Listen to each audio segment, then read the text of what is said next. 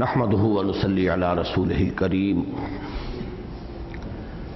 اما بعد فاعوذ بالله من الشيطان الرجيم بسم الله الرحمن الرحيم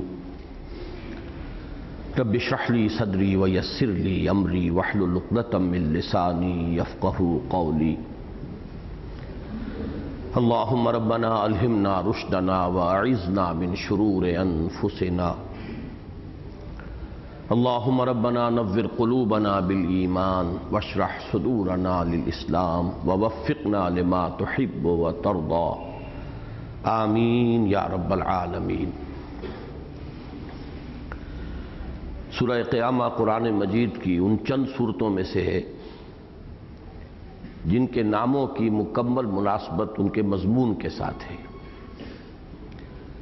قرآن حکیم میں اکثر و بیشتر صورتوں کے نام محض علامت کے طور پر ہیں، ان کا کوئی گہرا معنوی ربط صورت کے مضامین کے ساتھ نہیں ہوتا۔ جیسے کہ آپ کو معلوم ہے سورہ بقرہ،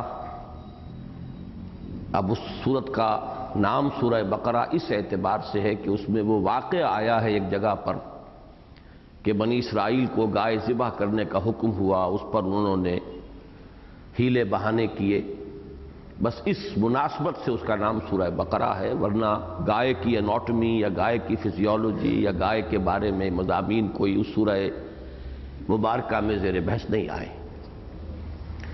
اسی طرح سورہ آل عمران ایک جگہ پر ایک مقام پر آل عمران کا تذکرہ ہے، تو اکثر و بیشتر صورتیں جو ہیں وہ صرف ایک علامت کے طور پر، اور عالم کہتے بھی اسی کو ہیں۔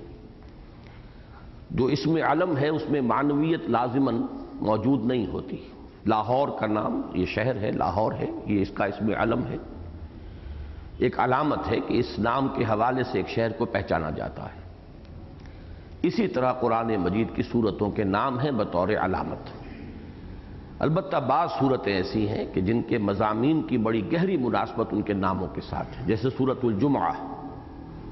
اسی طرح یہ سورہ قیامہ، یہ پوری سورہ مبارکہ جو ہے شروع سے آخر تک بعث بعد الموت، قیام قیامت، جزا و سزا، ان موضوعات پر مشتمل ہے۔ جیسے کہ آپ کو معلوم ہے کہ ہمارا جو مکی اور مدنی صورتوں کے حساب سے جو 7 گروپوں میں قرآن مجید کے منقسم ہونے کا ایک بار بار تذکرہ ہوا ہے، تو اس کا یہ آخری گروپ ہے جو سورہ ملک سے شروع ہوا۔ اس آخری گروپ میں اکثر و بیشتر صورتیں مکی ہیں، آخر میں جا کر معدود چند مدنیات ہیں، ان میں بھی کچھ اختلاف خاصا ہے کہ کون کون سے صورتیں مدنی ہیں، وہ تو جب ہم وہاں پہنچیں گے تو انشاءاللہ اس پر تفصیلی گفتگو ہوگی۔ اس گروپ کا مضمون بھی انذار ہے۔ اس سے پہلا گروپ جو سورہ قاف سے شروع ہوا تھا اس میں بھی انذار کا پہلو غالب ہے، لیکن یہ جو گروپ ہے اس میں تو تمام صورتوں کا مرکزی مضمون ہی انذار آخرہ۔ چنانچہ سورۃ الملک میں آپ کو معلوم ہے کہ سب سے پہلے جو تصور آیا وہ یہ کہ یہ جو حیات انسانی کا یہ حصہ ہے جسے حیات دنیاوی کہا جاتا ہے، یہ در حقیقت ایک وقفہ امتحان ہے۔ خلق الموت والحیات لیبلوکم ایکم احسن عملا، آزمائش ہے، ابتلا ہے، امتحان ہے۔ جیسے کہ علامہ اقبال نے فرمایا کہ قلزم ہستی سے تو ابھرا ہے مانند حباب، اس زیاں خانے میں تیرا امتحان ہے زندگی۔ اس امتحان کا جو نتیجہ ڈکلیئر ہوگا وہ ہے ایک دن یوم القیامہ۔ اسے یوم الآخر بھی کہا گیا، پچھلا دن، یوم القیامہ بھی کہا گیا۔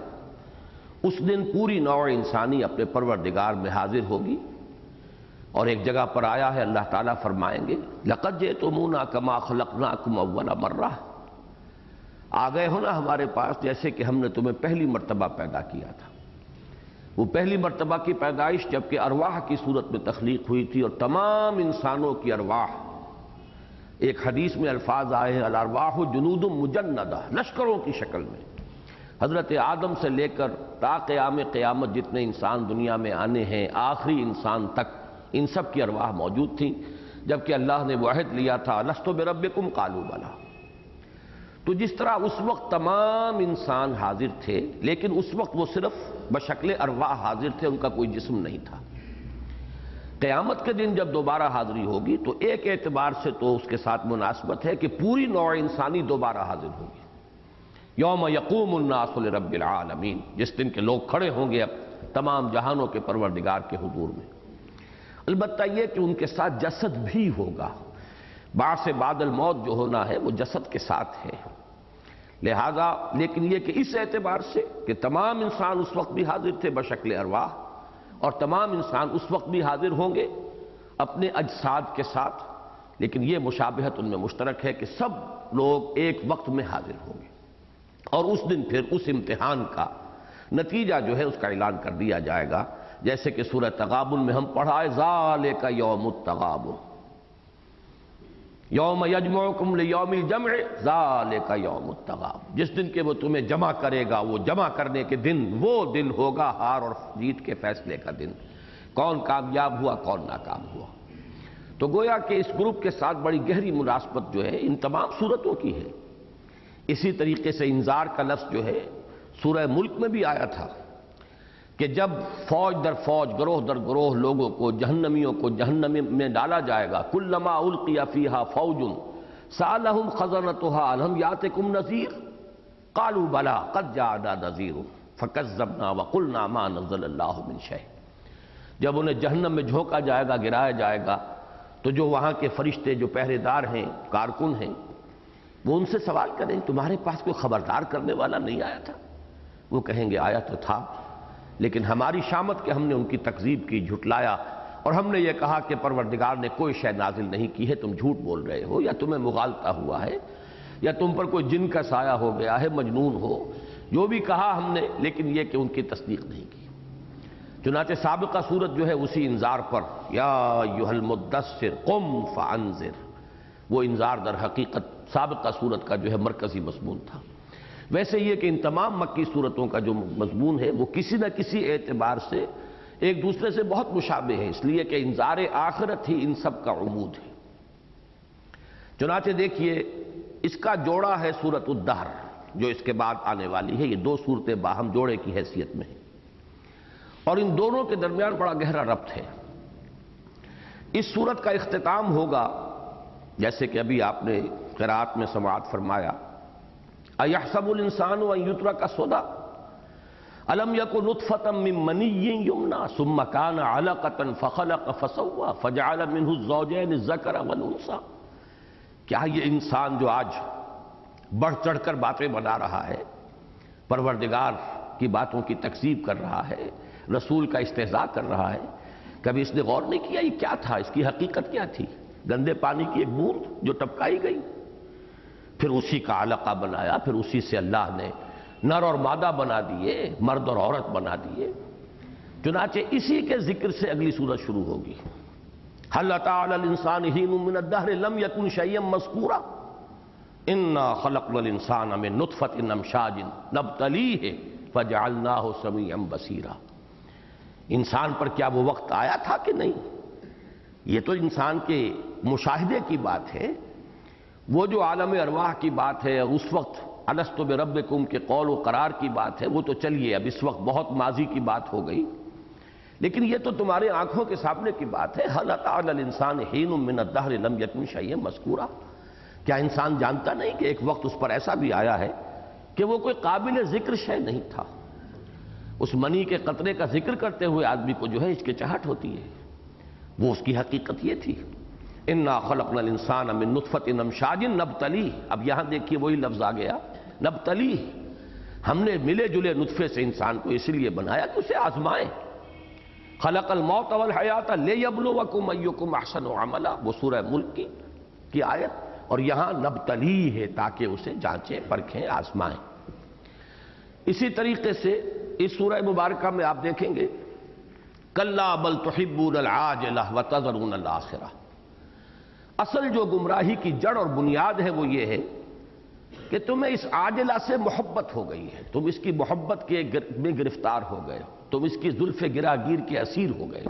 عاجلہ یعنی یہ موجود جو ہے جلدی کی زندگی، سامنے کی زندگی، نقد جو نفع ہے اور نقد نقصان ہے، یہ عاجلہ، عجلت والی، جلدی والی۔ اس جلدی والی زندگی نے تمہیں اپنی زلف گراگیر کا اسیر بنا لیا. یہ ہے تمہارا اصل جو تمہارے فکر کا فساد ہے، تمہارے عمل کی خرابی اور گمراہی کا سبب ہے. کلا بل تحبون العاجلہ وتذرون الآخرہ، آخرت کو تم نے بھلا دیا ہے، پس پش ڈال دیا ہے. یہی بات سورۃ الدہر میں آئے گی. ان ہؤلاء یحبون العاجلۃ ویذرون وراءہم یوما ثقیلا. یہ لوگ، اب وہاں پہ صرف فرق یہ ہے کہ یہاں خطاب ہے کلا بل تحبون العاجلہ، وہاں اس کو جو ایک صیغہ غائب کا ہے اس کے حوالے سے کہا گیا ان ہؤلاء یحبون العاجلہ. یہ لوگ اے نبی صلی اللہ علیہ وسلم اور اے مسلمانوں، یہ اس لیے نہیں متوجہ ہو رہے، سنجیدگی سے سوچ بھی نہیں رہے کہ یہ اس عاجلہ کی محبت میں گرفتار ہیں اور اندھے بہرے ہو چکے ہیں. وَيَذَرُونَ وَرَاءَهُمْ يَوْمًا ثَقِيلًا. تو بڑا گہرا ربط ہے سورہ قیامہ اور سورۃ الدہر میں. مزید برآں جیسا کہ میں نے عرض کیا، یہ تمام ایک ہی گروپ کی صورتیں ہیں اور پورے گروپ کا عمود جو ہے وہ ہے انذار آخرت. لہذا سورہ مدثر کا جو آخر کا مضمون ہے اس کے ساتھ بھی گہرا ربط سورہ قیامہ کا قائم ہوا ہے. چنانچہ وہاں یہ فرمایا گیا آخر میں کلا بل لا یخافون الآخرہ. ساری خرابی جو ہے، ساری گمراہی کی اصل جڑ یہ ہے، باتیں بناتا رہے آدمی، ہیلے بہانے جو چاہے تراش لے، اصل وجہ یہ ہے بل لا یخافون الآخرہ، ان کے دلوں میں آخرت کا خوف نہیں. میں تفصیل سے عرض کر چکا ہوں کہ اس میں یہ لفظ جو ہے کور کر رہا ہے ان کو بھی. ایک تو وہ ہے جو آخرت کو مانتے ہی نہیں، تو ظاہر بات ہے جو مانتے ہی نہیں ان کے لیے خوف کا کیا سوال. لیکن یہ کہ جو مانتے ہیں لیکن پھر بھی ان کے دل میں خوف نہیں ہے. اس لیے نہیں ہے کہ کوئی شفاعت باطلہ کا تصور ہے، ہماری یہ دیویاں ہیں، دیوتا ہیں، ہمیں بچا لیں گے، ہم آخر چڑھاوے چڑھاتے ہیں، ڈنڈوت کرتے ہیں. کاہے کے لیے؟ یہ بڑی پیاری بیٹیاں ہیں اللہ کی، یہ اللہ کی بیٹیوں کے مانند بہت ہی چہیتی ہیں دیویاں، اور ہم نے یہ لات عزیٰ منات آخر ان کے لیے جو بھی کچھ کیا ہے، ان کے استھان بنائے ہیں، چڑھاوے چڑھائے ہیں. ہؤلاء شفعاؤنا عند اللہ، یہ اللہ کے ہاں ہمارے سفارشی ہوں گے. لہذا آخرت کو مانا بھی، لیکن خوف آخرت تو اب دل میں نہیں رہے گا جب یہ معلوم ہو گیا. میں نے ہندی کی ایک کہاوت جو ہے پچھلی مرتبہ بھی سنائی تھی کہ سیاں بے کوتوال، اب ڈر کس کا ہے؟ ڈر کاہے کا؟ اب تو ظاہر بات ہے کوتوال شہر جو ہے وہ ہمارا عزیز ہے، رشتہ دار ہے، ہمارا حمایتی ہے، تو کسی کو ڈرنے کی کیا ضرورت ہے؟ یہ تصورات، اور میں نے ایک پورا اسپیکٹرم جو ہے آپ کو بتا دیا تھا کہ یہاں سے شروع ہو کر اس میں بہت سے شیڈز ہیں جس کی وجہ سے کہ ایمان بالآخرہ نظری طور پر موجود ہوتے ہوئے بھی آخرت کا خوف نہیں رہتا. سب سے زیادہ سٹل انداز، سب سے زیادہ لطیف انداز، بڑا ہی شاعرانہ انداز، بڑا ہی جذباتی، جی اللہ تو بڑا کریم ہے، شفیق ہے، غفور ہے. یہ ایسے ہی ذرا ڈراوے کے لیے تاکہ لوگ ٹھیک رہیں یہ جہنم وہنم کی بات کر دی گئی ہے، ورنہ سوچو تو صحیح. کوئی بھلا، جیسے کہ حضور نے ایک مرتبہ خود فرمایا کہ کچھ خواتین کہیں سے آئی تھیں اور وہ بہت برے حال میں تھیں، بچے چمٹے ہوئے تھے چھاتیوں سے اپنی ماؤں کے، بھوک کے سے نڈھال. تو حضور نے پوچھا کہ تم میں سے کوئی شخص یہ سوچ سکتا ہے کہ یہ ماں جو ہے یہ اپنے بچے کو آگ میں ڈالنا پسند کرے گی؟ سب نے کہا حضور نہیں، قطعاً نہیں. تو آپ نے فرمایا اللہ تعالیٰ کو اپنے بندوں سے اس سے کہیں زیادہ محبت ہے. اللہ نہیں چاہتا، جیسے کہ ایک اور جگہ قرآن مجید میں ما یفعل اللہ بعذابکم، اللہ کیا کرے گا تمہیں عذاب دے کر، ان شکرتم، اگر تم شکر کی روش اختیار کرو. یہ تو تم اپنے طرز عمل سے اپنے آپ کو اس کا مستحق بناتے ہو. معاذ اللہ، اللہ تعالیٰ کو سیڈسٹ ہستی نہیں ہے کہ اسے دوسروں کو اذیت دے کر کوئی خوشی حاصل ہوتی ہے، معاذ اللہ ثم معاذ اللہ. لیکن یہ ہے کہ یہ انداز اگر اس سے نتیجہ یہ نکالیں گے یہ سب دھونس ہے، تو یہ سارا قرآن مجید پھر نرا دھونس ہی دھونس کے اوپر مشتمل ہے. شاعرانہ تصور کے اعتبار سے بات بڑی دل کو لگتی ہے، جی کیا ہے سب ٹھیک ہے، لوگوں کو ڈراوے کے لیے ذرا یہ دھونس بتا دی گئی ہے اور یہ جہنم اور یہ اور وہ. باقی اللہ تو بڑا رحیم ہے، بڑا شفیق ہے، بڑا ودود ہے، بڑا رؤوف ہے. اب یہ ایک انداز ہے. یا ایھا الانسان ما غرک بربک الکریم، اے انسان کس چیز نے تجھے دھوکہ دیا ہے اپنے رب کریم پر. یہ خیال کرنا جو ہے یہ بھی در حقیقت دھوکے میں پڑ جانا ہے. وہ غفور بھی ہے، رحیم بھی ہے، شفیق بھی ہے، ودود بھی ہے، رؤوف بھی ہے، لیکن وہ شدید ذو انتقام بھی ہے، وہ عادل بھی ہے، وہ انتقام لینے والا بھی ہے. شدید العقاب بھی ہے، سخت سزا دینے والا بھی ہے، اور یہ باتیں میری دھوس نہیں ہیں۔ تو چونکہ سورہ مدثر کے آخر میں فرمایا کہ اصل سبب کیا ہے، کلا بل لا یخافون الآخرہ، یہ استہزاء کر رہے ہیں، تمسخر کر رہے ہیں، ہم میں سے ہر ایک کو چٹھی مل جانی چاہیے، ہمارے تکیے کے نیچے رکھا ہوا مل جانا چاہیے ایک خط اللہ کی طرف سے جس میں یہ بات وضاحت کے ساتھ ہو، ہر شخص کو اپنے صبح کے وقت اپنے گھر کے اندر جب اٹھے سو کر تو تکیے کے نیچے سے خط مل جائے۔ وہ جو سورہ مدثر کے آخر میں فرمایا ہے بل یرید کل امرئ منہم ان یؤتی صحفا منشرہ، کلا، یہ ساری باتیں ہیں بل لا یخافون الآخرہ، اصل سبب یہ ہے کہ آخرت کا خوف نہیں۔ تو اسی آخرت کے خوف پر مضمون ہے یہ پوری سورہ مبارکہ۔ تو گویا کہ یہ تمام صورتیں آپس میں انٹر لنکڈ بھی ہیں، اس لیے کہ سب ایک گروپ کے اندر شامل ہیں، اور اس گروپ کا مضمون جو ہے بحیثیت مجموعی وہ ہے انذار آخرت۔ البتہ ان میں جوڑے بھی ہیں۔ اب سورہ مزمل اور سورہ مدثر کا جوڑے ہونا جو ہے وہ تو بہت ہی نمایاں، بہت واضح، بلکہ قرآن حکیم میں سورتوں کے جو نہایت نمایاں جوڑے ہیں ان میں سے ایک مدثر اور مزمل بھی ہے۔ اسی طریقے سے یہ جوڑا ہے سورہ قیامہ اور سورۃ الدہر کا۔ اس سورت کے بارے میں تمہیدی طور پر ایک بات اور جان لیجئے کہ قرآن مجید کے اسلوب اور سٹائل کے بارے میں یہ سب سے اہم صورت ہے کہ اس کی نہایت ہی جامع اور کامل نمائندگی کرتی ہے۔ کئی مرتبہ یہ مضامین زیر بحث آئے ہیں، آج اجمالاً پھر آپ کے سامنے رکھ رہا ہوں کہ قرآن مجید اس طرح کی کتاب نہیں ہے جیسی دنیا میں تصانیف ہوتی ہیں۔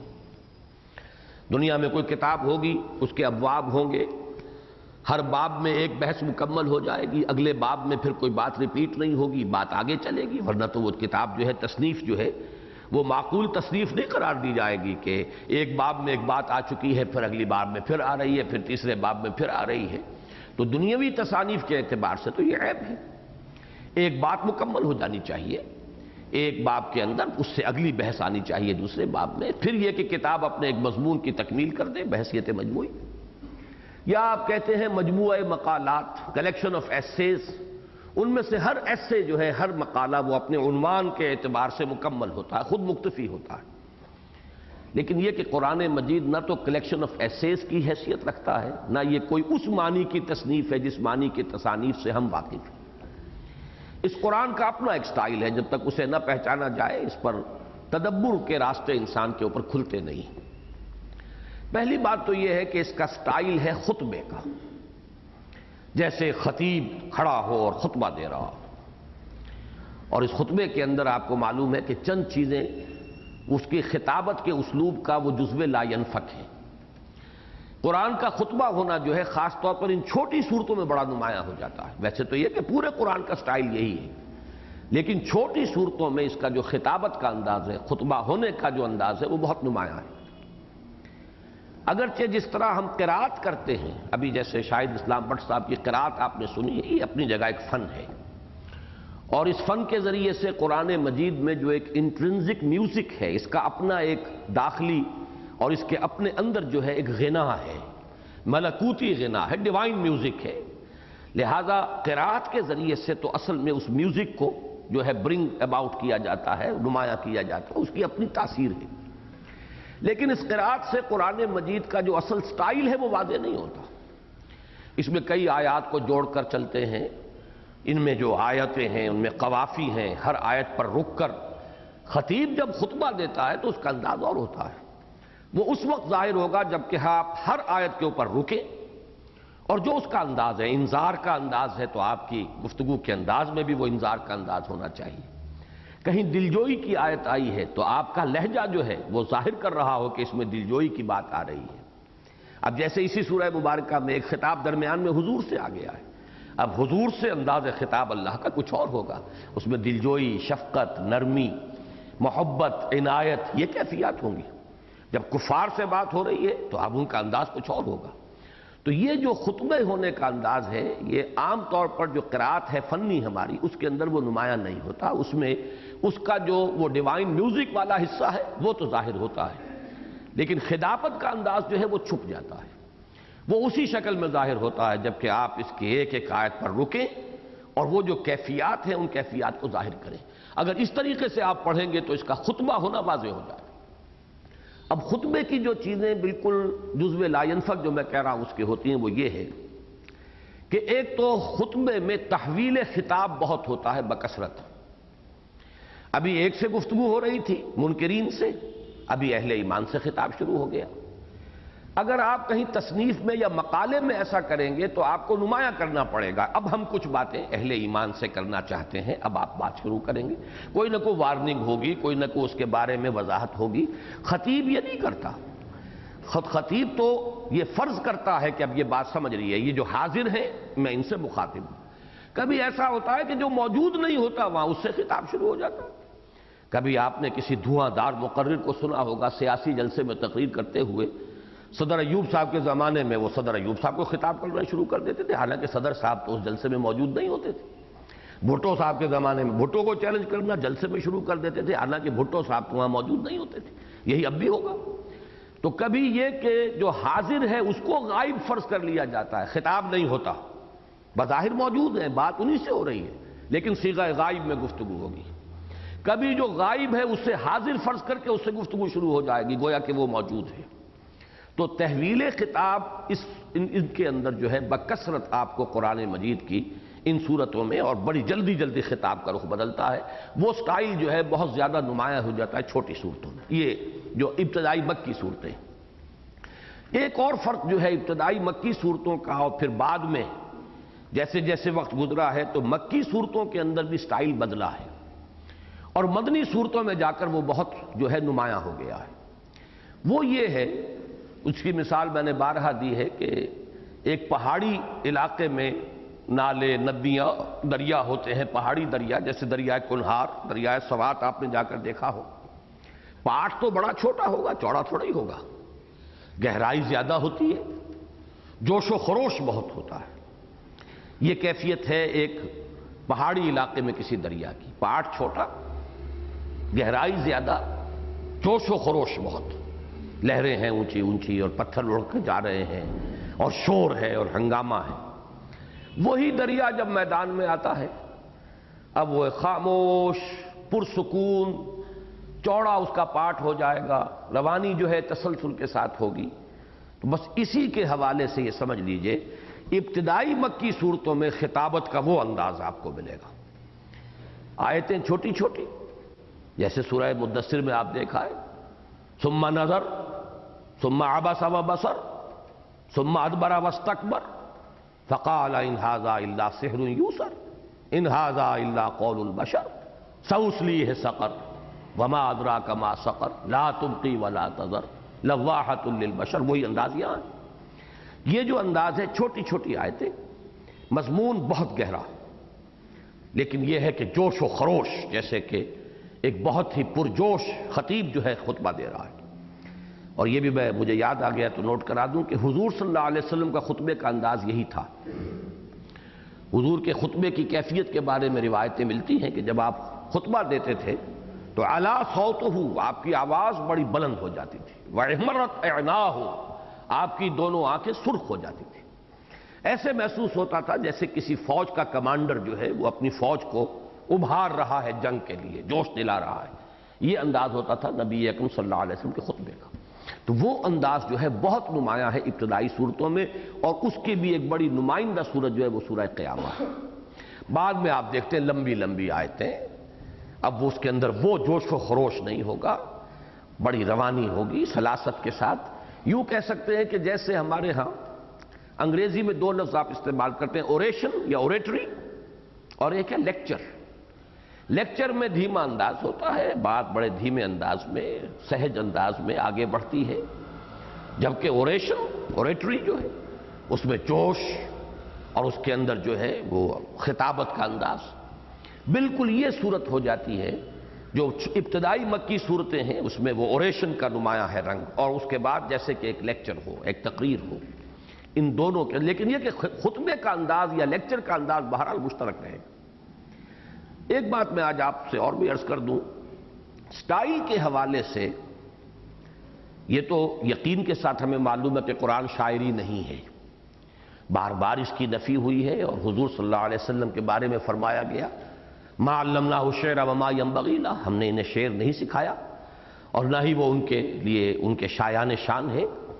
وَالشُّعَرَاءُ يَتَّبِعُهُمُ الْغَاوُونَ أَلَمْ تَرَ أَنَّهُمْ فِي كُلِّ وَادٍ يَهِيمُونَ إِنَّهُمْ يَقُولُونَ مَا لَا يَفْعَلُونَ۔ شعراء کی تو عام کیفیت یہ ہوتی ہے کہ وہ تو کبھی اس وادی میں کبھی اس وادی میں، زمین اور آسمان کے قلابے ملانے والے، مبالغہ آرائی کرنے والے، اور اکثر لوگ جو ہیں ان کے پیروکار اور ان کے جو پاس بیٹھنے والے ہوتے ہیں، ان کے صحبت والے، ان میں آپ دیکھیں گے قول و عمل کا تضاد ملے گا، خود شاعروں کے اندر ملے گا۔ تو اس اعتبار سے حضور کے شاعر ہونے کی نفی، بلکہ آپ کے علم میں ہوگا کہ حضور صلی اللہ علیہ وسلم کو اگرچہ اچھا شعر پسند آتا تھا، لیکن آپ کو شعر کے ساتھ اللہ تعالیٰ نے طبعی مناسبت بھی عطا نہیں فرمائی تھی۔ آپ شعر اکثر پڑھتے تھے تو غلطی ہو جاتی تھی کہیں نہ کہیں، وہ ردم کہیں ٹوٹ جاتا تھا، کہیں سکتہ ہو جاتا تھا۔ ایک مرتبہ آپ نے ایک شعر پڑھا حضرت ابوبکر کے سامنے، تو حضرت ابوبکر مسکرا دیے اور انہوں نے عرض کیا اشہد انک لرسول اللہ، میں گواہی دیتا ہوں اللہ کے رسول ہیں۔ اللہ نے آپ کے بارے میں فرمایا کہ ما علمناہ الشعر، ہم نے انہیں شعر سکھایا ہی نہیں ہے، اسی لیے آپ نے جو شعر پڑھا ہے تو اس میں سکتہ ہو گیا، اس میں غلطی ہو گئی ہے۔ تو گویا کہ اس بڑے لطیف انداز میں، بہت ہی خوبصورت انداز میں بات کی۔ تو اسی طریقے سے یہ جان لیجئے کہ شاعری یا شعر سے اس قرآن کو کوئی مناسبت نہیں۔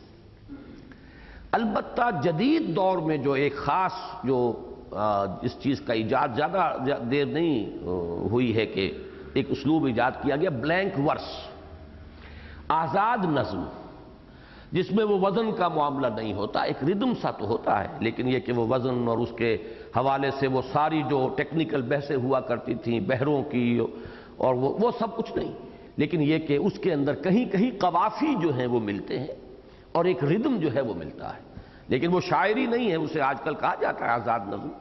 تو کہیں کہیں یہ کہا جا سکتا ہے کہ قرآن مجید کا سٹائل اسی طرح، قوافی تو آتے ہیں، اب یہ بیچ میں آپ دیکھیں گے کس طرح 4-5 آیتیں ایک قافیے کے ساتھ آ رہی ہیں، پھر 4-5 آیتیں ایک قافیے کے ساتھ آ رہی ہیں، پھر 4-5 آیتیں تیسرے قافیے کے ساتھ آ رہی ہیں، پھر ایک ردم بھی ان کے اندر ہے۔ اور اس ردم کے حوالے سے اگر آج ہم وہاں تک پہنچ گئے تو میں اس کے بارے میں وَلَوْ أَلْقَىٰ مَعَاذِيرَهْ اس کے حوالے سے ایک بات بھی عرض کروں گا، مثال بھی عرض کروں گا کہ ردم ہے، قوافی ہے، یہ دونوں چیزیں قرآن مجید میں موجود ہیں، اور انہی کے حوالے سے پھر وہ میوزک بنتا ہے، ڈیوائن میوزک، ملکوتی غنا۔ اور یہ گھبرائیں نا، آپ کی یہ لفظ میں استعمال کرتا ہوں، حضور نے یہ لفظ استعمال کیا ہے، مَن لَّمْ يَتَغَنَّ بِالْقُرْآنِ فَلَيْسَ مِنَّا، اور زَيِّنُوا الْقُرْآنَ بِأَصْوَاتِكُمْ، اگر اللہ نے تمہیں اچھی آواز دی ہے تو قرآن کو مزین کرو اپنی ان آوازوں سے۔ اسی طریقے سے کہ جو شخص قرآن مجید کو خوش الحانی کے ساتھ نہیں پڑھتا، یعنی اس کو اللہ نے صلاحیت دی ہو اور پھر نہ پڑھے، فلیسا منا، وہ ہم میں سے نہیں ہے۔ اس لیے کہ انسان کے اندر جو فطری تقاضے اللہ نے رکھے ہیں، اگرچہ سب میں وہ برابر نہیں ہوتے، لیکن یہ کہ کچھ نہ کچھ حسن صوت، حسن سماعت کا بھی ذوق مختلف لوگوں کے اندر مختلف درجے میں ہے۔ اب بجائے اس کے کہ آپ مزامیر کے ذریعے سے اور دوسری موسیقی کے ذریعے سے اس کو پورا کریں، جو بھی حسن سماعت اور حسن صوت کا اگر آپ کے اندر ذوق ہے تو قرآن مجید کی عمدہ قرات کے ذریعے سے اس کو پورا کیجیے۔ اس اعتبار سے میں سمجھتا ہوں کہ بہت بڑا احسان ہے مصری قراء کا، انہوں نے جس طرح قرآن مجید کے اس ڈیوائن انٹرنزک ڈیوائن میوزک کو جس طرح برنگ آؤٹ کیا ہے، جس طرح واضح کیا ہے، یہ ان کا کمال ہے، یہ ان کا خاص حصہ ہے۔ اور جیسے کہ آج پوری دنیا کے اندر جو ہے اس کا اگرچہ چرچا ہو گیا ہے، لیکن کچھ عرصے پہلے تک یہ صرف قراء مصر، یا چونکہ کافی گہرا رابطہ تھا انڈونیشیا اور ملائیشیا کے لوگوں کا تو عالم عرب کے ساتھ، تو وہاں ایسے قاری ہوتے تھے، ہمارے ہاں وہ قرات نہیں تھی۔ ہمارے ہاں جو یہ پانی پتی قرات کا سلسلہ تھا وہ مخارج صحیح، وہ سب تجوید کے اصول صحیح، لیکن وہ انٹرنزک میوزک جو ہے وہ اس کے ذریعے سے واضح نہیں ہوتا تھا۔ بہرحال یہ چیز نوٹ کیجئے کہ قرآن مجید کا سٹائل بیسیکلی خطبے کا ہے، کہا جا سکتا ہے قرآن مجید it's a collection of divine orations, یہ خطبات الہیہ کا ایک مجموعہ ہے، اور اس میں کہیں کہیں جو جدید ایک آزاد نظم یا بلینک ورس کا سٹائل ہے وہ بھی نمایاں ہے، جس کے ذریعے سے کہ اس میں ایک غنا ہے۔ بلکہ وہ حدیث بھی اب مجھے یاد آ گئی کہ حضرت ابو موسیٰ اشعری رضی اللہ تعالیٰ عنہ کو حضور نے بڑی ہی ان کی آواز کی تحسین فرمائی تھی۔ ایک رات حضور کہیں اس راستے سے جا رہے تھے، ان کے گھر کے قریب سے گزر ہوا، اور وہ اپنی رات کی نماز میں، تہجد میں یا قیام اللیل میں حضرت ابو موسیٰ اشعری بڑے کیف کے عالم میں قرآن مجید پڑھ رہے تھے، تو حضور کافی دیر تک وہاں کھڑے رہے اور سنتے رہے۔ پھر فجر میں جب ملاقات ہوئی تو آپ نے مسکرا کر تحسین آمیز انداز میں کہا، یا ابا موسیٰ انک قد اوتیت مزمارا من مزامیر آل داود، اے ابو موسیٰ اشعری، آپ کو تو اللہ تعالیٰ نے آل داود کے سازوں میں سے ایک ساز عطا فرما دیا ہے۔ جیسے حضرت داؤد علیہ السلام کا لہن داؤدی مشہور ہے، جب وہ مناجات کرتے تھے اور حمد کے ترانے جو ہیں وہ الاپتے تھے، رات کے پچھلے پہر قرآن مجید کی گواہی ہے کہ پرندے بھی ان کے ساتھ شریک ہوتے تھے اور پہاڑ وجد میں آ جاتے تھے۔ تو اسی طریقے سے حضور نے تحسین فرمائی کہ جس طرح آل داؤد کو اللہ تعالیٰ نے وہ ایک فطری ساز جو ان کے گلے میں تھا، اللہ تعالیٰ نے اسی طرح کا ایک ساز تمہیں بھی عطا کر دیا۔ تو یہ جو چند پہلو ہیں وہ اس سورہ مبارکہ میں بہت نمایاں ہیں۔ اب آئیے ہم اس کا مطالعہ شروع کر رہے ہیں۔ لا اقسم بیوم القیامہ، چونکہ پچھلے درس میں بھی سورہ مدثر کے آخری حصے میں جب آیا تھا کلا والقمر واللیل اذ ادبر والصبح اذا اسفر، تو میں نے یہ جو لا آتا ہے قرآن مجید میں قسموں سے پہلے، اس کے بارے میں کچھ باتیں پچھلی مرتبہ عرض کر دی تھیں، آج ذرا مزید تفصیل سے اس کو سمجھ لیجیے۔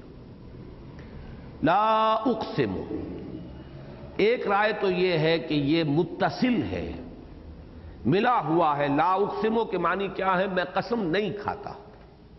اقسمو میں قسم کھاتا ہوں، لا اقسمو میں قسم نہیں کھاتا۔ اگر یہ اس کو متصل مانا جائے گا تو ترجمہ ہوگا میں قسم نہیں کھاتا۔ اس معنی میں پھر مراد کیا لیا گیا ہے؟ اگر یہ بات یہ رائے ہو کہ جس چیز پر قسم میں کھا رہا ہوں وہ اتنی اظہر من الشمس ہے کہ مجھے قسم کھانے کی احتیاج ہی نہیں، میں قسم نہیں کھاتا۔ قسم تو کسی ایسی بات پر کھائی جاتی ہے کہ جو واضح نہ ہو، جس میں کوئی ابہام ہو، جس میں کوئی شک و شبے کی گنجائش ہو۔ لا اقسم، میں قسم نہیں کھاتا۔ یہ مفہوم لیا ہے بعض حضرات نے، جو لا کو یا سمجھتے ہیں کہ زائد بھی نہیں ہے اور منفصل بھی نہیں ہے، متصل ہے۔ یہ رائے خاصی کمزور ہے۔ ایک رائے جو ہے وہ یہ ہے کہ یہ زائد ہے، لا بس آ گیا ہے، اس کا ترجمہ نہیں کیا جائے گا۔ بعض حضرات اس کو بہت ہی سختی کے ساتھ رد کرتے ہیں۔ قرآن مجید میں کہیں کہیں لکھنے کے انداز میں تو کوئی حرف زائد آ گیا ہے، وہ کتابت میں آیا ہے، اس کے آگے گول سا دائرہ اس کے اوپر لگا دیا جاتا ہے کہ یہ پڑھنے میں نہیں آئے گا، یہ کتابت کا معاملہ ہے۔ وہ در حقیقت اس کو یہ نہیں کہا جائے گا کہ لا زائدہ ہے یا یہ حرف زائد آ گیا ہے قرآن مجید میں۔ لیکن یہ کہ بہرحال ایک رائے یہ بھی ہے، اور اکثر لوگ جو ہیں اس کو بس یہ کہہ کر گزر جاتے ہیں یہ زائد ہے، اس کا کوئی ترجمہ نہیں ہوگا۔ لا اقسمو مساوی ہے اقسمو کے، کہ میں قسم کھاتا ہوں۔ ایک اور رائے بھی ہے کہ یہ لا پورا زائد نہیں ہے، اس میں صرف جو الف ہے لا میں وہ زائد ہے۔ لام کے اوپر زبر یہ در حقیقت لا اقسمو ہے، اور لام جب آتا ہے زبر کے ساتھ یہ حرف تاکید ہے، میں تاکید کے ساتھ قسم کھاتا ہوں، تاکیداً قسم کھاتا ہوں۔ ایک یہ رائے ہے۔ تیسری رائے جسے بڑی قوت کے ساتھ اور بڑے دلائل کے ساتھ پیش کیا ہے مولانا فراہی نے رحمہ اللہ، وہ یہ ہے کہ یہ لا منفصل ہے۔ میں پچھلی مرتبہ عرض کر چکا ہوں کہ جیسے انگریزی میں تو ہے کہ ایک کوما لگا دیں گے آپ، نے I swear by the day of judgement, اب نے کے بعد ایک کوما آ گیا، معلوم ہوا یہ علیحدہ ہے۔ لیکن عربی میں قومیں نہیں ہیں، قومیں نہیں ہیں، فل سٹاپ نہیں ہے، عربی زبان میں پنکچویشن نہیں ہے۔ لیکن یہ کہ پڑھنے میں ایک سکتہ دیا جا سکتا ہے، لا اقسم بہذا البلد، نہیں میں قسم کھاتا ہوں اس شہر کی، میں قسم کھاتا ہوں قیامت کے دن کی۔ اس معنی میں اسلوب کیا ہوگا کہ جب کوئی شخص اپنے مخاطب کی بات کی انتہائی شدت کے ساتھ نفی کرنا چاہتا ہے تو ایک تو انداز یہ ہوتا ہے قسم کھا کر نفی کی جائے، مجھے خدا کی قسم ہے تمہاری یہ بات غلط ہے۔ ایک یہ ہے کہ انتہائی شدت جب ہوتی ہے تاکید کی اور اس کے اندر اجلت بھی ہوتی ہے کہ پہلے میں اس کی نفی کر دوں تو پہلے ہی کہتے نہیں میں قسم کھاتا ہوں اللہ کی۔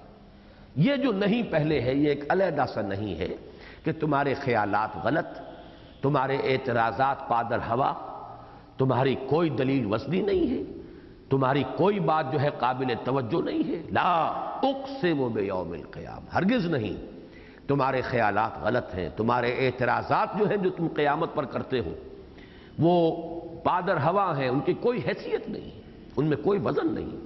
لا اقسم بیوم القیامہ، نہیں میں قسم کھاتا ہوں قیامت کے دن کی۔ دوسری بات اس میں یہ نوٹ کیجئے کہ قیامت سے مراد کیا ہے۔ ہم جب اس لفظ کو عام طور پر بولتے ہیں تو قیامت سے کئی چیزیں جو ہیں اس میں، اور اس میں بڑا فصل ہوگا زمانی اعتبار سے، وہ بڑے مختلف اور علیحدہ علیحدہ واقعات ہیں، ان سب کو ہم جمع کر لیتے ہیں۔ اصل میں ایک ہے لفظ الساعہ، والساعۃ ادھیٰ وامر، وہ جو قیامت کی گھڑی ہے، معین گھڑی، وہ بڑی کڑوی ہے، بڑی دہشت انگیز ہے۔ یا جیسے سورہ حج شروع ہوتی ہے، یا ایھا الناس اتقوا ربکم ان زلزلۃ الساعۃ شیء عظیم۔ تو در حقیقت یہ جو پورا ایمان بالقیامہ یا ایمان بالآخرہ ہے، اس کے اجزاء ہیں۔ وہ اجزاء کیا ہیں؟ ایک گھڑی ہے الساعہ، اسی کو الحاقہ، ملحاقہ، القارعہ، ملقارعہ، یہ تمام الفاظ اس کے لیے، جس سے کہ اس میں بڑا درہم برہم ہو جائے گا یہ نظام، ٹوٹ پھوٹ ہوگی، کرے ٹکرائیں گے، یہ پورا نظام جو ہے یہ تباہ ہوگا، ہر ذی حیات پر موت طاری ہوگی، الا من شاء اللہ، سوائے اس کے جسے اللہ چاہے۔ تو یہ جو ایک زلزلہ آئے گا اور جو ایک درہم برہم نظام ہوگا، یہ ہے الساعہ۔ بلکہ اس کے ساتھ آتا ہے جیسے کہ سورہ زمر میں ہے، 2 مرتبہ جو ہے ثم نفخ فیہ اخری، پہلی مرتبہ نفخہ صور ہوگا تو پھر یہ اس طرح کا حلقہ ہوگا، پھر دوسری مرتبہ جو ہے وہ جس کو کہتے ہیں نفخہ صاعق، سب بے ہوش ہو کر گر پڑیں گے۔ پھر نہ معلوم کتنا عرصہ ہوگا اس میں، کتنا وقفہ ہوگا۔ پھر ہے وہ تیسرا نفخہ، نفخہ ثالثہ، فَإِذَا هُمْ قِيَامٌ يَنظُرُونَ، پھر سب کے سب کھڑے ہوں گے دیکھتے ہوئے اپنے پروردگار کی طرف، وہ قیامت۔ تو گویا کہ پہلے وہ الساعہ، اس کے بعد کتنے عرصے کے بعد پھر یہ بعث بعد الموت، بعث بعد الموت سے پھر وہ قیامت۔ تو در حقیقت یوم القیامت جو ہے وہ یوں سمجھیے کہ اس پورے سلسلے کا جو وہ آخری کڑی جو ہے اس کی، وہ یوم القیامہ ہے۔ یوم القیامہ کھڑے ہونے کا دن، یوم یقوم الناس لرب العالمین، جس دن کے لوگ کھڑے ہوں گے اپنے پروردگار کے حضور میں۔ فَإِذَا هُمْ قِيَامٌ يَنظُرُونَ، تو اچانک وہ کھڑے ہوں گے دیکھتے ہوئے، وہ ہے یوم القیامہ۔ اور وہی ہے در حقیقت، جیسا کہ میں نے ابتدا میں تمہید میں عرض کیا، وہ ہے نتیجے کے اعلان کا دن۔ باقی یہ وہ الساعہ جو ہے، جو ہلچل ہوگی، القارعہ، الحاقہ، وہ اپنی جگہ پر ہے۔ بعث بعد الموت کا پھر مرحلہ جب آئے گا اور پھر جب لوگ جمع کیے جائیں گے میدان حشر میں اور کھڑے ہوں گے اپنے رب کے حضور میں، جیسے عدالت میں کھڑے ہوتے ہیں، وہ ہے در حقیقت یوم القیامہ۔ اب تیسری بات اس میں سمجھیے کہ لا اقسم بیوم القیامہ، اس میں دلیل کون سی ہے؟ اس لیے کہ مخاطب کون ہیں؟ جو قیامت کے منکر ہیں، جو بعث بعد الموت کا انکار کر رہے ہیں۔ وہ جو میں نے مختلف شیڈز بتائے تھے انکار قیامت یا انکار آخرت کے، ان میں وہ جو سب سے اوپر ہے، جو آخرت کا انکار کرتے ہیں، جو کہتے ہیں بعث بعد الموت کیسے ہو جائے گا، کیسے جب کہ ہم مٹی ہو کر مٹی میں مل جائیں گے، ہماری ہڈیاں بھی گل سڑ جائیں گی، کیسے ممکن ہے؟ وہ ہیں لوگ کے جو مخاطب ہیں۔ اب ان کے لیے تو قیامت کے لیے کوئی دلیل چاہیے، محض قسم کھا دینے سے تو بات پوری نہیں ہوتی۔ یہ ایک اعتراض ہے کہ جو منطقی طور پر وارد ہوتا ہے۔ تو اس کو سمجھ لیجئے کہ ایک دلیل ہوتی ہے منطقی اور عقلی دلیل، وہ آئے گی اگلی آیت میں۔ ایک دوسری دلیل ہوتی ہے خطابی دلیل، اذعانی دلیل۔ اس خطابی دلیل میں اور اذعانی دلیل میں عقل اور منطق سے بحث نہیں ہوتی۔ اس میں جو وزن ہوتا ہے وہ متکلم کی اپنی شخصیت کا وزن ہوتا ہے۔ کون قسم کھا رہا ہے؟ در حقیقت سارا جو وزن اس میں پڑے گا وہ اس کی شخصیت کا۔ اب ظاہر بات ہے کہ جو شخص قرآن مجید کو اللہ کا کلام مانتا ہے، وہ جب اس کو پڑھے گا تو لرز اٹھے گا، لا اقسم بیوم القیامہ۔ اس کے سامنے یہ بات آئے گی، اللہ قسم کھا رہا ہے قیامت کے دن کی۔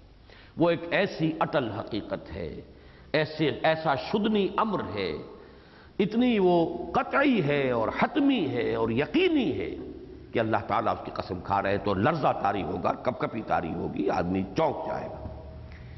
اور برسبیل تنزل یہ عرض کر رہا ہوں کہ جو شخص اسے اللہ کا کلام نہیں مانتا وہ بھی یہ تو کہے گا کہ محمد کہہ رہے ہیں صلی اللہ علیہ وسلم۔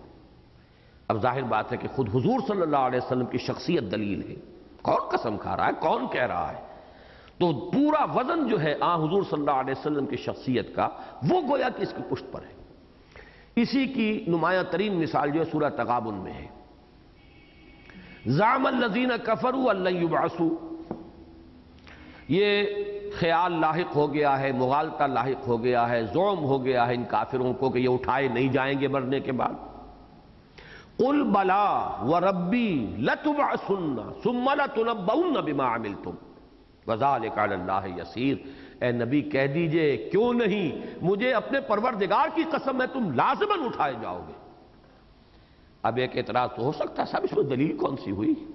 دلیل تو کوئی نہیں، آپ نے پہلے ایک بات سادہ انداز میں کہی، اب آپ نے قسم کھا کر کے دی، تو اس میں دلیل کون سی ہے؟ تو اس بات کو نوٹ کر لیجئے اچھی طرح تجزیہ کر کے، اس میں کوئی منطقی دلیل نہیں، کوئی عقلی دلیل نہیں، یہ خطابی دلیل کہلاتی ہے۔ اور خطابی دلیل میں اصل وزن جو ہے وہ در حقیقت شخصیت کا ہے کہ کون یہ بات کہہ رہا ہے اور کس درجے اذعان اور یقین کے ساتھ کہہ رہا ہے۔ کبھی ایک شخص کسی قول کا قائل ہے لیکن اسے خود اتنا گہرا یقین نہیں ہوتا، وہ بات کہتا ہے سطحی انداز میں کہتا ہے، سننے والا بھی محسوس کر لیتا ہے کہ ہی از ہمسیلف شیکی، اس کے اندر وہ یقین والی بات خود نہیں ہے، لیکن جب ایک قائل جو ہے اس کا پورا انداز، اس کا لہجہ، اس کا اسلوب وہ گویا کہ یہ ظاہر کر رہا ہے کہ اسے 100% یقین ہے اس کی حقانیت کا، تو اب اس کی پوری شخصیت اس پلڑے میں آتی ہے اس کے وزن کی حیثیت سے۔ یہ ہے در حقیقت خطابی دلیل، قل بلا وربی لتبعثن ثم لتنبؤن بما عملتم۔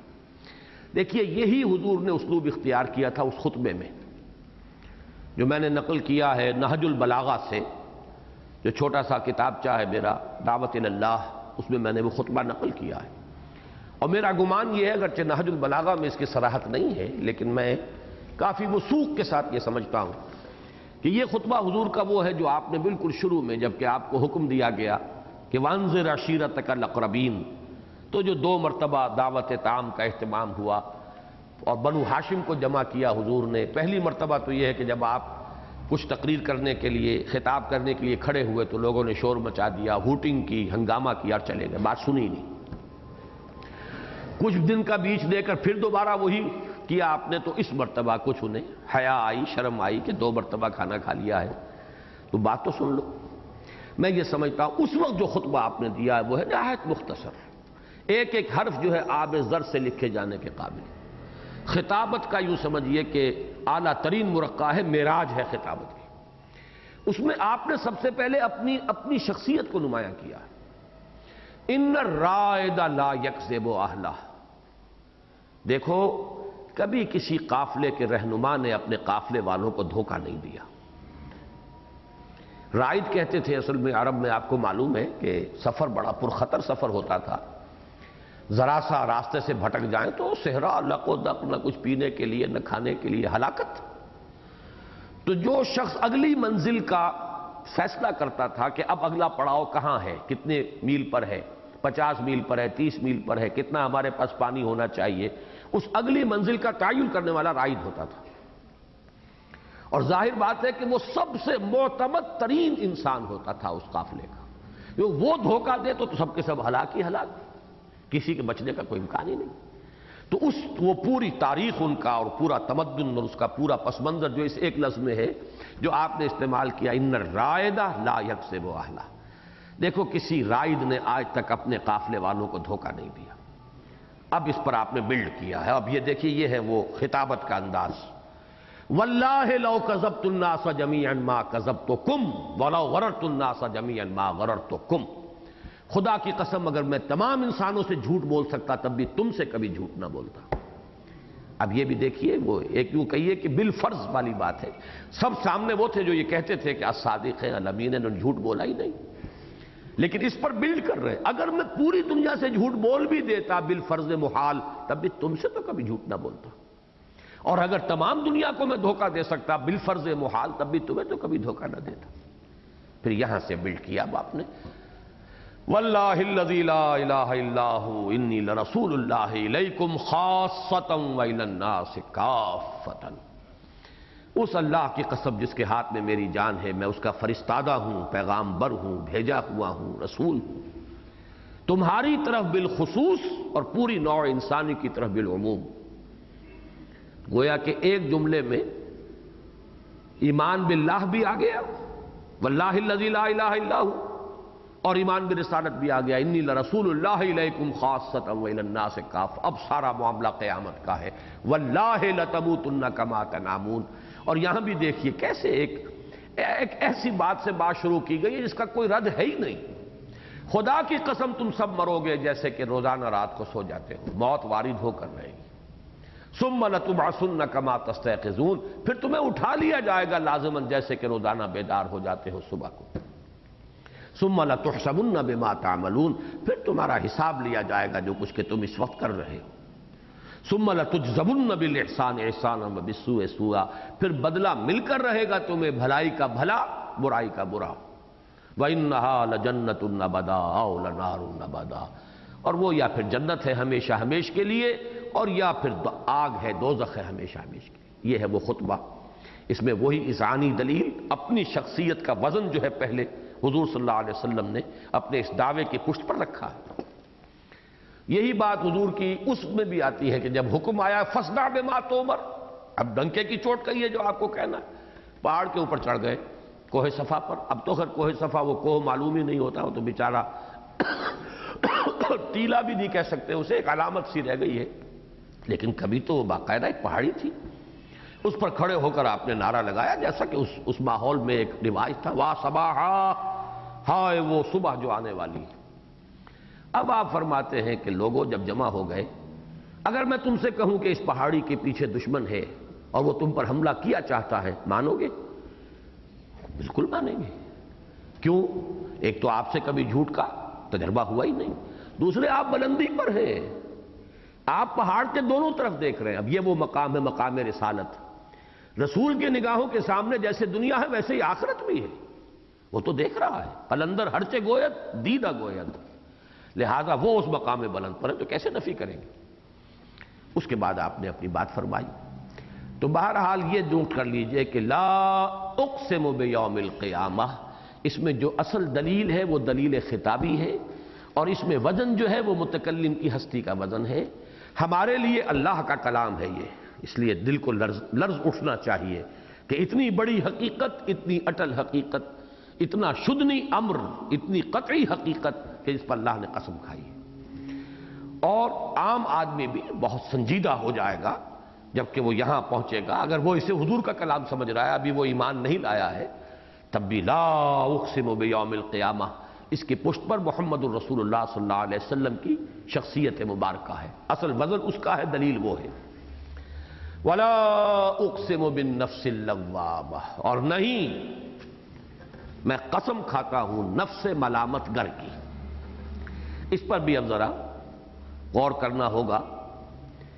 اس نفس کے بارے میں بہت سی باتیں بہت مرتبہ بیان ہو چکی ہیں، لیکن اب ظاہر بات ہے کہ کم سے کم اجمالاً انہیں دہرانا پڑے گا۔ لفظ نفس جو ہے وہ مختلف معنی میں استعمال ہوا خود قرآن مجید میں۔ کہیں تو یہ ہماری جو شخصیت ہے، ہماری جو ہستی ہے، ہمارا جو وجود ہے، اس کا جو حیوانی ایلیمنٹ ہے، صرف اس کی تعبیر کے لیے لفظ نفس آتا ہے۔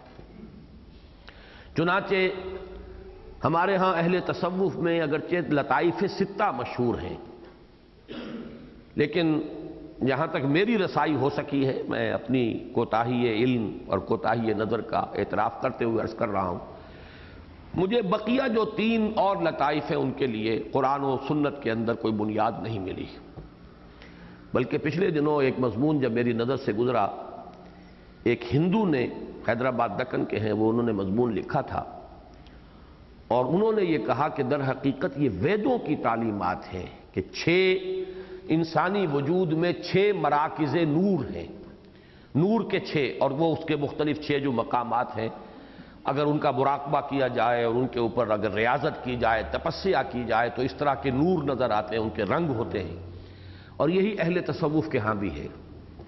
کہ فلاں لطیفہ نفس کا رنگ ایسا ہے اور فلاں لطیفہ قلب کا ایسا ہے، ان چیزوں کا کوئی ذکر نہ قرآن میں نہ حدیث میں ہے۔ لیکن یہ کہ وہاں موجود ہے تو مجھے یہ محسوس ہوتا ہے کہ شاید، میں واللہ عالم عرض کر رہا ہوں یہ کہتے ہوئے، میں یقین کے ساتھ نہیں کہہ سکتا، کہ شاید یہ چیز ہمارے ہاں جہاں تک لطائف ستہ کی حد تک تعلق ہے وہیں سے آئی ہے۔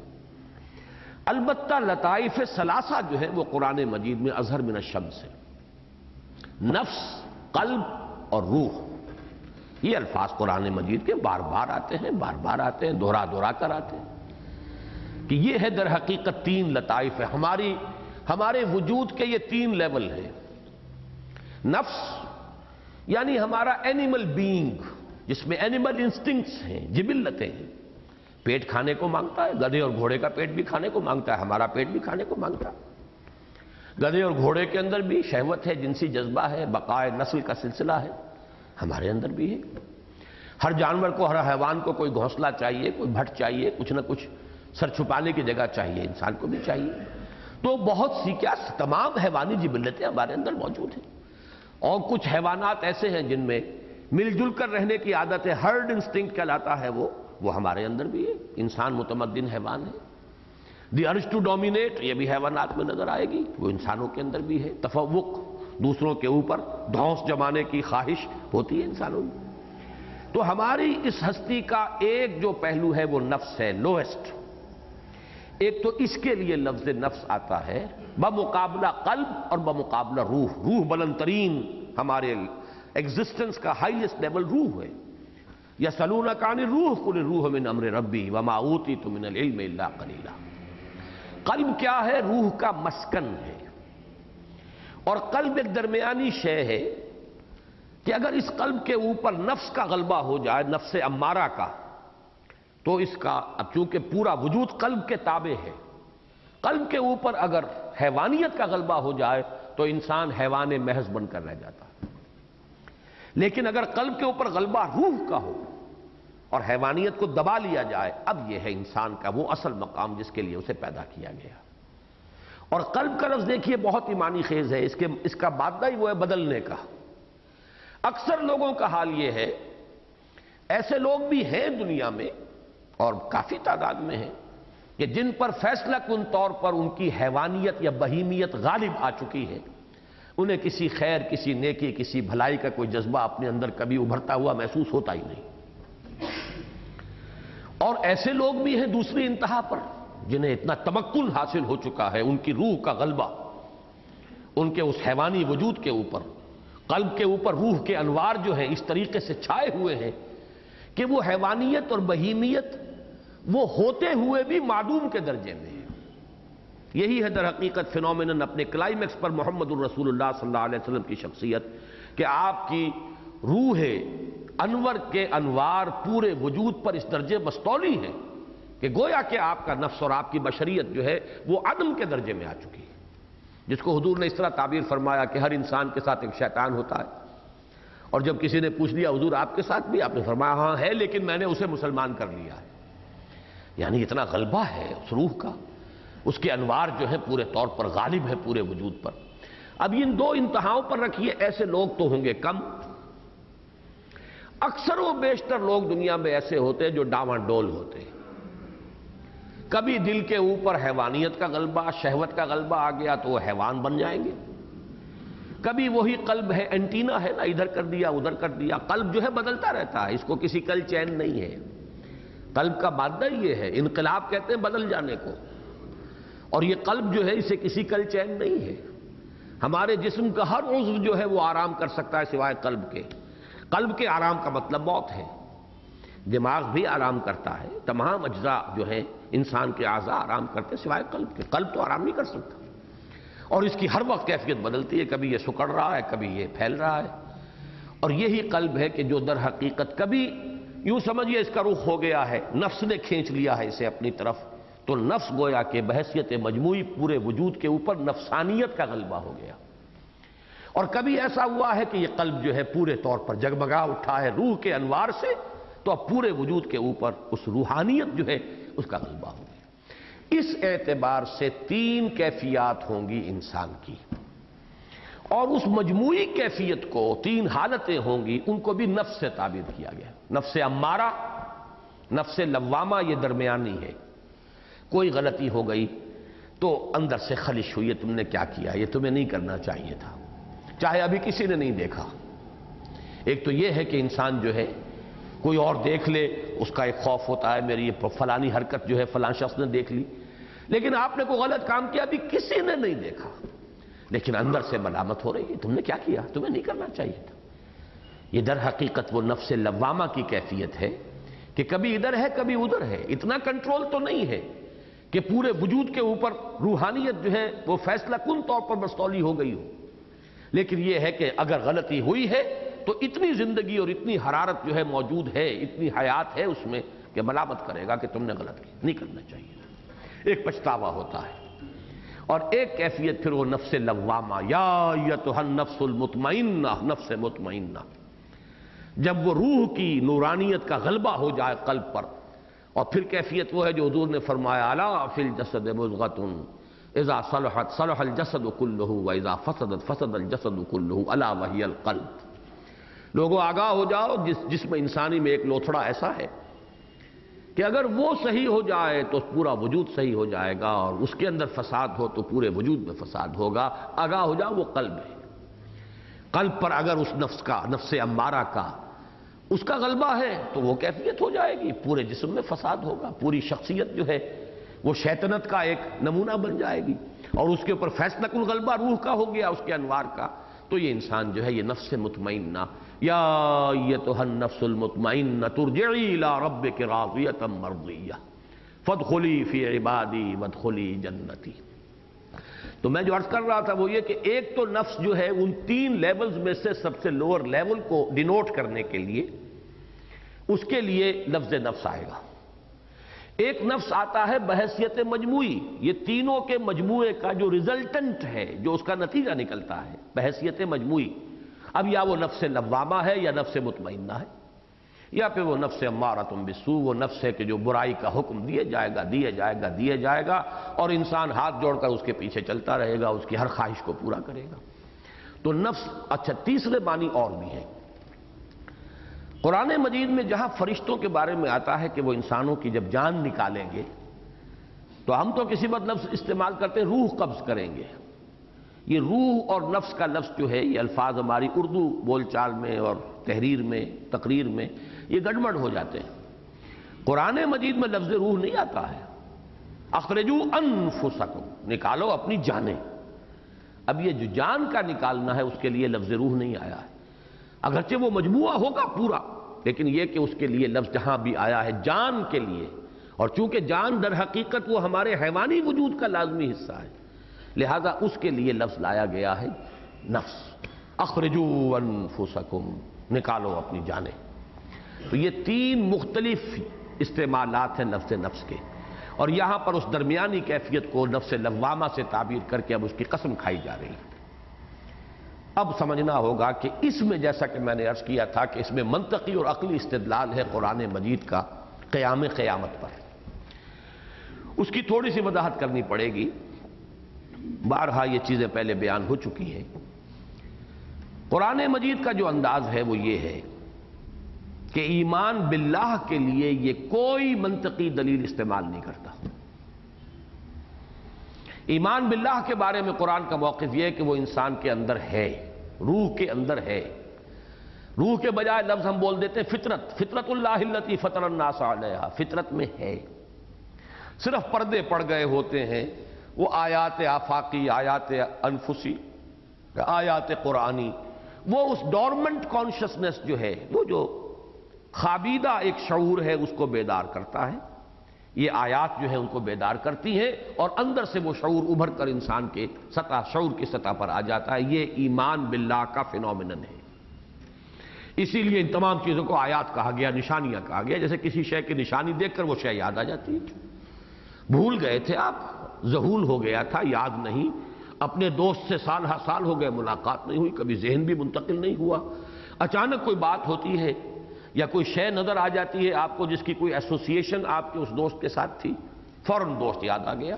اس میں نہ آپ کے کوئی کانشس ایفرٹ ہے، نہ کسی نے یاد دلایا ہے، صرف نشانی کے بنا پر یاد آیا. یاد اس لیے آیا کہ علم تو تھا آپ کو، آپ کے علم میں وہ شے تھی، صرف یہ ہے کہ وہ یادداشت کے ذخیرے میں ذرا نیچے چلی گئی تھی. اور میں کہا کرتا ہوں محافظ خانہ ہوتا ہے ضلع کچہریوں میں، وہ بڑی فائلوں کے انبار لگے ہوتے ہیں.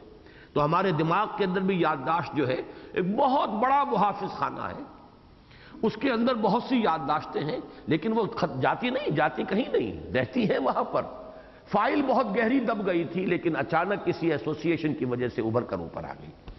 ایمان باللہ کا تو صرف یہ مسئلہ ہے، ان فی خلق السماوات والارض واختلاف اللیل والنہار والفلک التی تجری فی البحر بما ينفع الناس وما انزل اللہ من السماء من ماء فاحیا به الارض بعد موتها وبث فیہا من کل دابۃ وتصریف الریاح والسحاب المسخر بین السماء والارض لآیات لقوم یعقلون. عقل سے کام لینے والے ہوش مند لوگوں کے لیے نشانیاں ہیں. یہ آیت جو ہے 21ویں رکوع کی پہلی آیت ہے سورہ بقرہ کی، یہ طویل ہے، اسی کا خلاصہ ہے 20ویں رکوع کی پہلی آیت ہے یہ سورہ بقرہ کی، اور 20ویں رکوع کی پہلی آیت سورہ آل عمران کی، اس میں خلاصہ ہے ان فی خلق السماوات والارض واختلاف اللیل والنہار لآیات لأولی الالباب. البتہ اس سے اگلا جو قدم ہے وہ ہے ایمان بالآخرہ. اس کے لیے قرآن مجید نے ایک منطقی دلیل بھی استعمال کی ہے، لیکن وہ منطقی دلیل بھی ایک فطرت کی دلیل پر در حقیقت اس کا اضافہ ہے. اس کائنات میں اور جب اللہ کو انسان پہچان لیتا ہے ان آیات کے حوالے سے، جب ایمان باللہ اسے حاصل ہوتا ہے تو اللہ تعالیٰ کی صفات میں سے ایک اہم صفت اس کے سامنے یہ بھی آتی ہے کہ ربنا ما خلقت ھذا باطلا. یہاں کوئی چیز بے مقصد ہمیں نظر نہیں آ رہی، ہر شے بڑا ہی یوں سمجھیے مربوط نظام ہے، ہر شے کی حکمت ہے، ہر شے میں غرض و غایت ہے، کوئی شے بغیر کسی حکمت کے، بغیر کسی غرض و غایت کے نہیں ہے. افحسبتم انما خلقناکم عبثا، کیا تم نے سمجھا ہم نے تمہیں بیکار پیدا کیا؟ ایحسب الانسان ان یترک سدی، ابھی آئے گا اس سورہ مبارکہ کے اختتام پر. یہاں تو کوئی شے بیکار نہیں ہے، گھاس کا تنکا جو ہے بے مقصد نہیں پیدا کیا گیا. اب یہ چیز ایک منطقی دلیل بنے گی، لیکن اس کے لیے بنیاد کیا ہے فطرت کی؟ فطرت کی بنیاد یہ ہے کہ نیکی اور بدی کا شعور انسان کے اندر موجود ہے. اگر کوئی شخص اللہ کی ہستی کو ڈھٹائی کے ساتھ رد کرنے پر آ جائے تو کوئی منطقی دلیل منوا نہیں سکتی اسے کہ اللہ ہے، کوئی منطقی دلیل نہیں. اسی طرح کوئی شخص ڈٹائی کے ساتھ یہ کہ کوئی نیکی اور بدی کا شعور نہیں ہے میرے اندر، میں نہیں مانتا، آپ نہیں منوا سکتے. لیکن عظیم ترین اکثریت انسانوں کی ایسی ہے جو محسوس کرتے ہیں کہ واقعتاً ہمارے اندر ہے کہ کسی شے کو ہم بھلا سمجھتے ہیں، کسی کو برا سمجھتے ہیں، کسی کو خیر سمجھتے ہیں، کسی کو شر سمجھتے ہیں. جھوٹ بولنا برائی ہے، سچ بولنا چاہیے. ایفائے عہد اچھی بات ہے، وعدہ خلافی بری بات ہے. پڑوسی کے ساتھ حسن سلوک اچھی بات ہے، اس کو ستانا، ایذا پہنچانا بری بات ہے. کوئی راستہ پوچھے اسے صحیح راستہ بتانا اچھی بات ہے، اسے الٹا اور بھٹکا دینا بہت بری بات ہے. تو خیر اور شر کا یہ کانسیپٹ جو ہے یہ فطرت انسانی کے اندر موجود ہے. وَنَفْسٍ وَمَا سَوَّاهَا فَأَلْهَمَهَا فُجُورَهَا وَتَقْوَاهَا. اب یہاں سے بلڈ اپ ہوگا. اگر آپ یہ مان لیں کہ ہے خیر اور شر کا یہ فرق فطرت انسانی میں ہے، اب مشاہدہ یہ بتا رہا ہے کہ اس کا نتیجہ اس دنیا میں اکثر و بیشتر الٹا نکل رہا ہے. نیکوکار یہاں پہ دبا ہوگا، پسا ہوگا، فاقے آ رہے ہوں گے، بدکاروں کے لیے عیش ہوں گے، گل چھرے ہوں گے، دبدبا ہوگا، دندناتے پھر رہے ہوں گے. یہ صورتحال آپ طے کر لیجئے کہ کبھی جھوٹ نہیں بولوں گا، زندگی اجیرن ہو جائے گی. اور طے کر لیں کہ جیسا آئے بائی ہک اور بائی کروک اپنا مقصد حاصل کرنا ہے، راستے کشادہ ہوتے چلے جائیں. آپ کے لیے وہ جو حالی نے کہا تھا مگر مومنوں پر کشادہ ہیں راہیں، وہ راستے کھلتے چلے جاتے ہیں. اور اے دیانت بر تو لعنت از تو رنجے یافتم، اے خیانت بر تو رحمت از تو گنجے یافتم. اے دیانت تجھ پر لعنت ہو کہ تیری وجہ سے تو لوگ مجھ سے ناراض ہو گئے. کوئی دوست بھی آپ کا سچی بات سن کر خوش نہیں ہوگا، آپ کے والدین سچی بات سن کر خوش نہیں ہوں گے، آپ کی بیوی سچی بات سن کر خوش نہیں ہوگی تو دیانت جو ہے اس سے تو دنیا میں رنج ملتا ہے، اور خیانت سے گنج ملتا ہے، خزانہ ملتا ہے۔ اس اعتبار سے معلوم ہوا اگر دنیا میں کوئی شے بے مقصد نہیں، اگر یہ اصول ہے کہ گندم سے گندم اگنی چاہیے، جو سے جو، گندم از گندم بے رویت جو سے جو، تو اس دنیا میں تو ہمیں نظر آ رہا ہے اس حیات دنیاوی میں کہ الٹی گنگا بھی بہتی ہے، اور اگر سیدھی بھی بہے تو وہ اپنے اس عمل کی مناسبت سے نہیں ہوتی۔ اس کی مثال میں دیا کرتا ہوں کہ ایک شخص ہے، اس نے ایک پوری قوم کے اندر جو ہے ایک دماغ کے اندر ایک ایسا نشہ بھر دیا ہے کہ ہمیں ہی حق حاصل ہے حکومت کرنے کا، اور پوری دنیا میں غارت گری کا بازار گرم کر دیا۔ ہٹلر کی مثال اسی صدی کی ذہن میں رکھیے، کتنے کروڑ انسان مارے گئے، کتنی عورتیں بیوہ ہوئی، کتنے بچے یتیم ہوئے، کتنی جو ہے شہر تباہ ہوئے، اور ایک شخص کا فطور ہے دماغ کا، اس نے لاکھوں انسانوں کے اندر وہ فطور دماغی پیدا کر دیا۔ اب فرض کیجئے کہ اسے آپ پکڑ بھی لیں، سزا دینا چاہیں تو کیا سزا دیں گے؟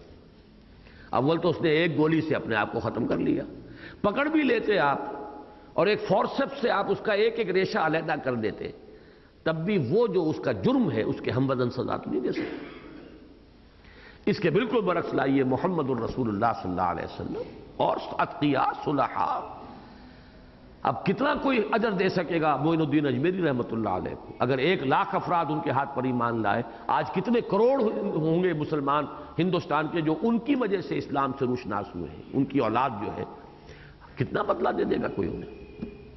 ان کی نیکی کا بدلہ دینا ممکن ہے کیا؟ حضور صلی اللہ علیہ وسلم نے جو بھی ہمارے لیے خیر کیا اس کا کوئی بدلہ ہم دے سکتے ہیں اسے؟ آپ کو صلی اللہ علیہ وسلم؟ تو معلوم ہوا کہ اول تو یہاں الٹی گنگا بہتی ہے، خیر پر یہاں مشکل، اور اگر حلال کے اوپر اکتفا کریں گے فاقے آئیں گے، اور یہاں پر ہر اصول کو توڑ دیجئے، وہ کوئی اسکرپلز نہ رہے زندگی میں تو عیش کیجئے۔ اور دوسری طرف یہ کہ اگر ہو بھی، ایک اور مثال فرض کیجئے، ایک بوڑھا آدمی جو ہے ایک جوان شخص کو قتل کر دیتا، اور آج کل تو بڑا آسان ہے، ایک ٹریگر ہی دبانا ہے، ایک انگلی کی حرکت ہے، صرف کوئی تلوار نہیں چلانی، کچھ نہیں کرنا۔ اول تو یہ کہ اس بوڑھے آدمی پر جرم ثابت ہو، وہ پکڑا جائے، ثبوت مل جائے، وکلاء کی ذہانتیں بھی راستے میں رکاوٹ بنیں گی، رشوتیں بھی ہوں گی، سفارشیں بھی ہوں گی، سزا ملے گی تو کیا ملے گی؟ وہ بوڑھا آدمی فرض کیجئے 80 برس کا ہے، کھا کما چکا، زندگی گزار چکا، اس کی اولاد بھی جوان ہو چکی، اب وہ تو ویسے ہی جو ہے وہ قبر کے کنارے پر بیٹھا ہوا ہے ٹانگیں لٹکائے ہوئے، اور وہ جوان جس کو اس نے مارا تھا اس کی کوئی جوان بیوی بیوہ ہوئی ہے، اس کے بچے چھوٹے چھوٹے جو ہیں وہ یتیم ہوئے ہیں، وہ بچے باپ کی سرپرستی سے محروم ہو کر، ہو سکتا ہے کہ ان کی تربیت صحیح نہ ہو، غلط ہو، پورے معاشرے کے لیے وہ ایک منفی کردار کے حامل بچے بن کر اٹھے، وہ جرائم پیشہ بن جائے، کچھ بھی ہو جائے، یہ سارا جو معاشرے کو اور اس فرد کو جو نقصان پہنچایا تھا اس شخص نے، کیا آپ اس کے ہم وزن سزا دے سکتے ہیں؟ ناممکن۔ زیادہ آپ یہ کریں گے، پھانسی چڑھا دیں گے۔ تو معلوم یہ ہوا کہ یہ دنیا نامکمل ہے، اور کوئی اور دنیا ہونی چاہیے، کوئی اور زندگی ہونی چاہیے جس کے قوانین بھی وہ نہ ہو، وہ لیمیٹیشنز نہ ہو جو یہاں ہیں۔ یہاں تو یہ ہے کہ آگ میں ڈالا مر گیا، وہ چند منٹوں ہی کی بات ہوگی نا، اس کو جو بھی کوفت ہوگی۔ پھانسی چڑھایا ایک جھٹکا ہی تو ہے، پتہ نہیں اس جھٹکے کا بھی احساس ہوتا ہے کہ نہیں ہوتا، سارا خوف جو ہے وہ تو پہلے ہی ہے جو بھی ہے، باقی جھٹکے میں اسے، اور بجلی کی اگر آپ نے کرسی پر بٹھا کر اس کو ایک کرنٹ کا ایک گزارا اور ختم کر دیا تو کچھ بھی نہیں۔ وہ ایسی جگہ چاہیے جہاں پوری پوری سزا مل سکے، جہاں تک اس کے جرم کے اثرات پہنچے ہیں اس سب کے ہم وزن سزا اسے مل سکے، اور اسی طریقے سے نیکی کا بھی بدلہ جو ملے، ایسی زندگی چاہیے، اتنی طویل زندگی چاہیے کہ بھرپور بدلہ اسے مل سکے اپنی تمام نیکیوں کا۔ یہ ہے استدلال قرآن مجید کا قیام قیامت اور وقوع آخرت اور بعث بعد الموت کے لیے، یہ عقلی استدلال ہے، لیکن یوں سمجھیے کہ سیمی عقلی استدلال، اس میں بھی بنیاد جو ہے وہ یہ ہے کہ فطرت میں نیکی اور بدی کا مادہ موجود ہے، وہی ہے جس کو یہاں جو ہے نفس لوامہ کے اعتبار سے تعبیر کیا گیا۔ یہ دلیل ہے کہ اندر سے کوئی شے آپ کو ملامت کر رہی ہے کہ آپ کو یہ کام نہیں کرنا چاہیے تھا۔ معلوم ہوا نیکی اور بدی کا تصور اور اس کی تمیز اور اس کا امتیاز یہ آپ کی فطرت کے اندر موجود ہے. لہذا یہاں ایک لفظ میں قسم کھا کر وہ سارا استدلال سمو دیا گیا. لا اقسم بالنفس اللوامہ، نہیں میں قسم کھاتا ہوں. اور قسم کا فائدہ کیا ہوتا ہے؟ شہادت، دلیل، گواہی. میں گواہی میں پیش کر رہا ہوں اس نفس لوامہ کو. یہ جو ایک محتسب تمہارے اندر بیٹھا ہوا ہے، یہ محتسب علامت ہے اس احتساب کی کہ جو قیامت کے دن ہوگا.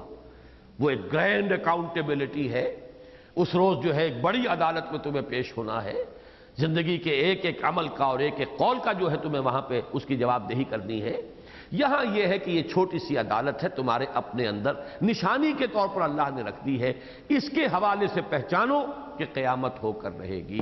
اس لیے کہ اگر یہ نیکی اور بدی کی تمیز حقیقی ہے، یہ صرف شراب نہیں ہے، دھوکہ نہیں ہے، ہیلوسینیشن نہیں ہے، فریب نہیں ہے، اگر یہ حقیقی ہے تو سوچو کہ اس کا کوئی نتیجہ نکلنا چاہیے. اس لیے کہ اس کائنات میں کوئی شے نہیں ہے جو بغیر کسی نتیجے کے اور بغیر کسی مقصد کے، بغیر کسی حکمت کے ہو. اور یہاں پر تم دیکھتے ہو کہ نیکی اور بدی کے نتائج جو ہیں اکثر و بیشتر تو برعکس نکل رہے ہیں. اگر اس سمت میں نکلتے بھی ہیں تو اس نسبت اور تناسب کے ساتھ نہیں نکلتے. معلوم ہوا کہ یہ عالم ناقص ہے، یہ زندگی ناقص ہے. ایک اور زندگی اس کے ساتھ ہونی چاہیے جس کے قوانین طبیعی بھی اور ہوں گے، مختلف ہوں گے. وہاں موت نہیں آئے گی، لا تبقی ولا تذر والی آگ ہوگی. وہ نہ چھوڑے گی نہ باقی رکھے گی. نہ موت آئے گی ثم لا یموت فیہا ولا یحیا، اس میں تو وہ موتیں مانگیں گے. لا تدعو ثبورا واحدا وادعو ثبورا، میں بھول رہا ہوں، وادعو ثبورا کثیرا، بہت سی موتیں مانگو، ایک موت سے گزارا نہیں ہوگا. قیامت میں تو یہ کہا جائے گا جہنمیوں سے. تو اس عالم کے یہ فزیکل لاز مختلف ہوں گے اس عالم کے فزیکل لاز سے. وہاں زندگی بہت طویل، احقابا، وہ لکھوکھا سال پر پھیلی ہوئی زندگی ہوگی. اور اس میں بھرپور بدلہ مل جائے گا ہر انسان کو جو اس نے کمایا. انہا لجنت ابدا او لنار ابدا. آج ہم صرف انہی دو قسموں تک اپنے درس کو محدود رکھ رہے ہیں. پہلی قسم جیسا کہ میں نے عرض کیا مقسم علیہ یہاں پر محذوف ہے. کس چیز پر قسم کھائی جا رہی ہے؟ ان قسموں سے خود واضح ہو رہا ہے. وقوع قیامت پر، بعث بعد الموت پر، جزا و سزا پر، در حقیقت اس کل پر قسم کھائی. لیکن اس کے لیے پہلی دلیل وہ خطابی دلیل ہے. اس کی پشت پر متکلم کی شخصیت کا وزن ہے. متکلم حقیقی اللہ تعالی، متکلم ظاہری محمد الرسول اللہ صلی اللہ علیہ وسلم. تو خود حضور کی شخصیت جو ہے وہ بھی بہت وزن والی شخصیت ہے. اور دوسری دلیل اس میں صرف ایک لفظ کے حوالے سے یہ پورا فلسفہ جو آخرت کا ہے، جو پھر بہت ہی تشریح کے ساتھ آیا ہے قرآن مجید میں. افحسبتم انما خلقناکم عبثا وانکم الینا لا ترجعون، کیا تم نے یہ سمجھا تھا کہ ہم نے تمہیں بیکار پیدا کیا ہے اور تم ہماری طرف لوٹائے نہ جاؤ گے؟